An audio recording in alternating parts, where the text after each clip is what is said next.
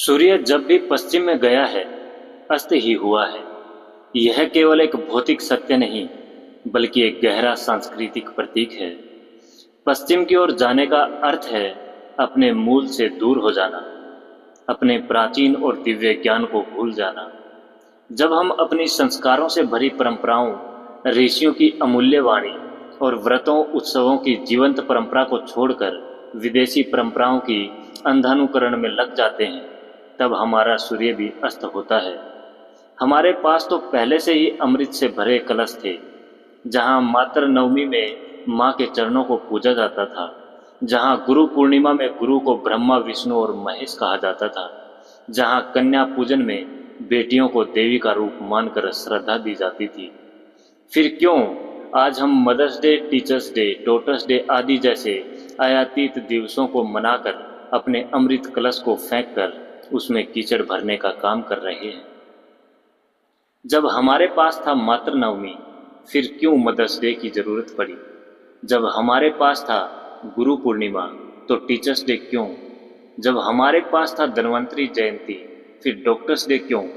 जब हमारे पास था विश्वकर्मा पूजा, फिर टेक्नोलॉजी डे क्यों? जब हमारे पास था संतान सप्तमी, फिर चिल्ड्रंस डे क्यों? जब हमारे पास था नवरात्रि और कन्या पूजन, फिर डॉटर्स डे क्यों? जब हमारे पास है रक्षाबंधन और भाई दूज, फिर सिस्टर्स डे और ब्रदर्स डे क्यों? तुलसी विवाह और आंवला नवमी, फिर इन्वायरमेंट डे की आवश्यकता क्या?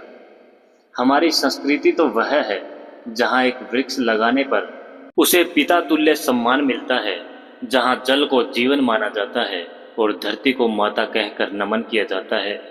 नारद जयंती है तो पत्रकारिता का दिव्य रूप उसमें समाहित है। पितृपक्ष है तो 7 पीढ़ियों तक पूर्वजों को स्मरण करने की परंपरा है। नवरात्रि में नारी के 9 स्वरूपों की आराधना होती है। तो फिर हम क्यों भूल रहे हैं अपने मूल को? क्यों नहीं गर्व से मना रहे अपने सनातन पर्वों को? क्यों नहीं सींच रहे उस संस्कारों की भूमि को जहां से मानवता ने प्रथम कदम रखा? क्यों नहीं बता पा रहे अपनी अगली पीढ़ी को कि हमें वैलेंटाइन डे नहीं, कौमुदी महोत्सव मनाने की जरूरत है, जहां चंद्रमा की शीतलता में प्रेम भी था, काव्य भी और उत्सव भी। अब समय है लौटने का अपने जड़ों की ओर, अपने संस्कारों की ओर, अपने व्रतों, त्योहारों और उत्सवों की ओर। अपनी संस्कृति को जीवित कीजिए, अपने पर्वों को गर्व से मनाइए, अपने बच्चों को बताइए कि हमारी परंपराएं कोई बोझ नहीं बल्कि गौरव है। ध्यान रहे, सूर्य जब भी पश्चिम में गया है, अस्त ही हुआ है।